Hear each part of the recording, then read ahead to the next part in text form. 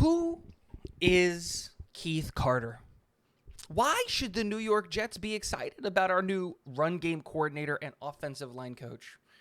Well, we're going to talk about it in today's video. Guys, welcome back to Talking Jets with Tigo. My name is Tigo. And like I mentioned a little bit in the Nathaniel Hackett video, we also hired a new offensive line coach and run game coordinator in Keith Carter.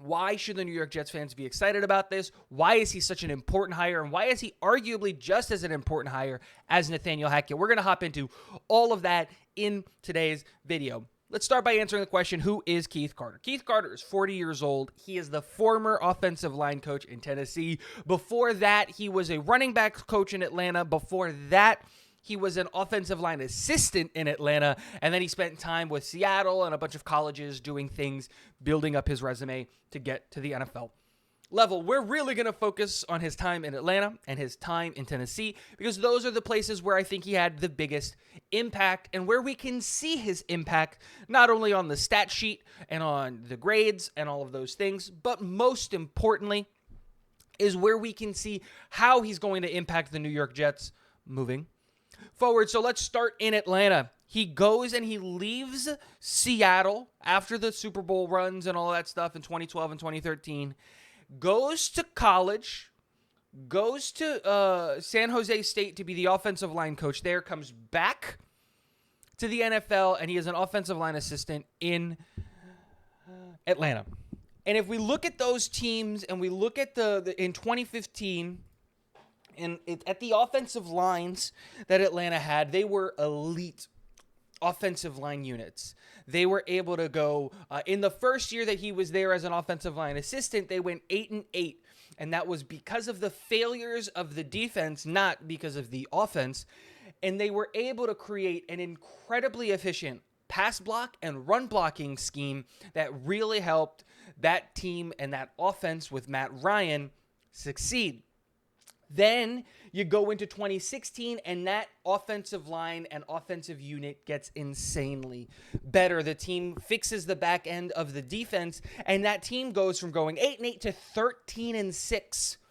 And it's because they had elite pass blocking, elite run blocking, and statistically speaking, if we look at all of the things that were going on in Atlanta with the guys that they had in 2015 and 2016, all of those guys took huge jumps in productivity and like pressure rate and all of those things. They took massive leaps forward from year one to year two with him as the offensive line help there.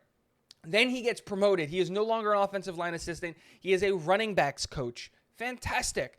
How was Atlanta's rushing attack in 2017?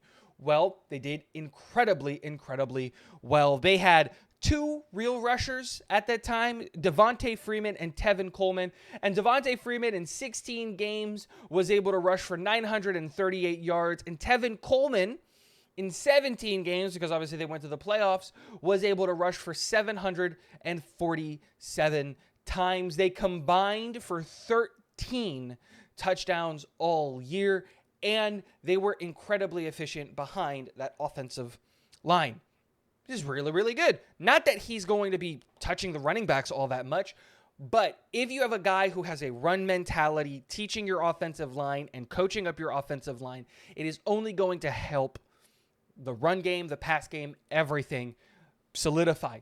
Okay, fantastic. Then he leaves Atlanta and he goes to the Tennessee Titans in 2018. Well, as we all know, in 2018, the Tennessee Titans were super mid, right? That team was 9-7. Their blocking scheme was honestly not very good. He has to come in and he has to refix that offensive line, fix everything. And in year one, it didn't go so well, kind of like it did in Atlanta. It's not that it was bad, it just didn't go well. They had to learn. They had to adapt. They had to change to a new coaching scheme, a new offensive line scheme, all of that stuff. We go from 2018 to 2019, and we see one of the biggest jumps in productivity from the offensive line from 2018 to 2019. That team that just went 7-9,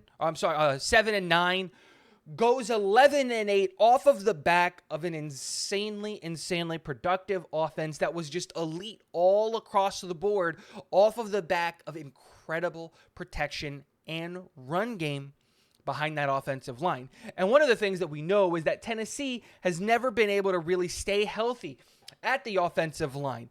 So then we go from 2019 to 2020, and we see another big jump in the productivity and in the scheme that they go. This is obviously where the passing kind of takes a dip, but the run game takes a massive explosion and goes huge. And we've seen what he did in Tennessee. And then the last 2 years, we can kind of all remember what those look like. Again, incredibly hurt, not super effective in the passing game, insanely productive and effective in the run game. And then last year, all things went to crap. They couldn't stay healthy on the offensive line. They couldn't protect anybody. They couldn't get anything done on the offensive line.